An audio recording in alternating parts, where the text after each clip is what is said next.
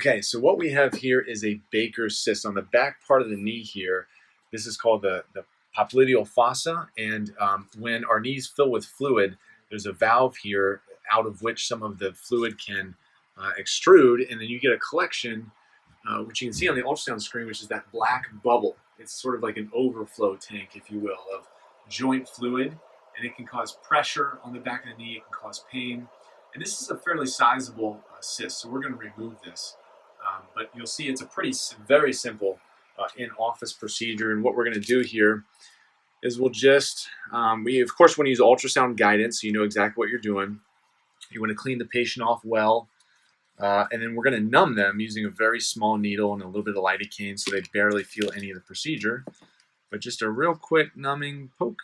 Okay, now we administer just a little bit of lidocaine, and that way the patient will not feel the second part of the procedure as much. And like that. The lidocaine might burn a little bit, but you can even, let's see if you can see, up on the ultrasound, you can even see that needle on kind of the top portion of the screen.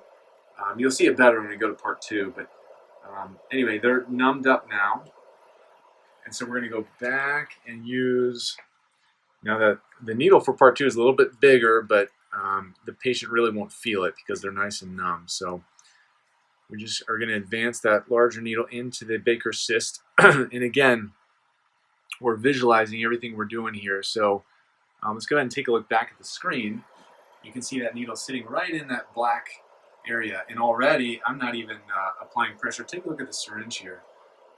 I'm not even pulling back on it. There's so much pressure in there that it's pushing out on its own because there's so much fluid. It's kind of like a taut water balloon. So without doing anything, it's starting to drain itself. And you can look back on the screen. You can see the fluid going into the needle in the syringe there. So the nice thing is that you can make sure that it's drained in its entirety. Sometimes we'll be quite surprised when we visualize the Baker's cyst. It's a lot bigger than it appears on exam. And it can also kind of extend up and down the leg. So doing the ultrasound ensures that you get the entirety of the Baker's cyst. So we're going to drain out most of this here, and I'll actually have to change and get a new syringe as he fills this one up. So I'm going to put the ultrasound probe down for a minute, and then I'm just going to spin this lower lock off. It's okay if it drips a little bit because we've got some pads down. I spin this one back on.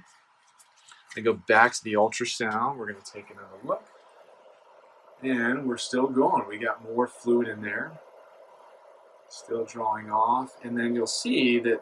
Let's see if we can get a good look at this. There's a tail on this Baker's cyst that extends down between the gastrocnemius muscle. Yeah, let's point to that little tail there. Yep. So there's the gastrocnemius muscle, the medial head of the gastrocnemius, and then the semimembranosus tendon. That's where Baker's cysts tend to lie. So it's a pretty predictable location on the back part of the knee. We're going to keep drawing this fluid out. We're getting there. And we're going to get about 24, 25 cc's out of Baker's cyst, so it's pretty sizable. And a Baker's cyst of that size can cause quite a bit of tightness, discomfort, difficulty bending the knee. So as you can see, that black balloon that we started with is pretty much decompressed. I'm going to get a little more out here.